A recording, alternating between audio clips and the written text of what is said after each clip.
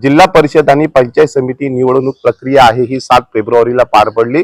जिल्हा परिषद 59 तर पंचायत समिती 118 एकूण रायगड जिल्ह्याचं मतदान आहे हे 69.91% झालं होतं।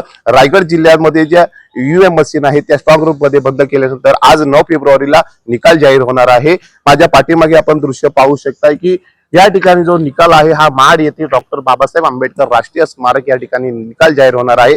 उमेदवार देखील थोड्याच वेळात या ठिकाणी उपस्थित राहणार आहे। जे कार्यकर्ते आहेत हे शिवसेना शिंदे गटाचे कार्यकर्ते आहेत। हे शिवसेना शिंदे गटाचे कार्यकर्ते दुसऱ्या बाजूला राहणार आहेत, तर एकीकडे जर पाहिलं तर राष्ट्रवादी आणि भाजपाचे कार्यकर्ते राहणार आहेत।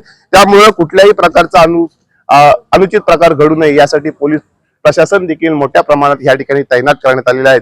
थोड्याच वेळात या ठिकाणी निकाल जाहीर होईल। रायगड जिल्ह्यामध्ये राष्ट्रवादी आणि भाजपाशी एकत्र लढते, तर शिवसेना शिंदे गट एकला चलोचा नारा त्यात एकटे लढते। त्यामुळे रायगड जिल्ह्याचा जर आपण इतिहास पाहिला तर रायगड जिल्ह्यात शिवसेना शिंदे गट आणि राष्ट्रवादी याच्यामध्ये चुरशीची लढत होते। थोड्याच वेळात या ठिकाणी निकाल जाहीर होईल, कोणाचा झेंडा फडकतो याकडे सर्वांचं लक्ष लागलेलं आहे। नितेश लोखंडे, LS मराठी, रायगड।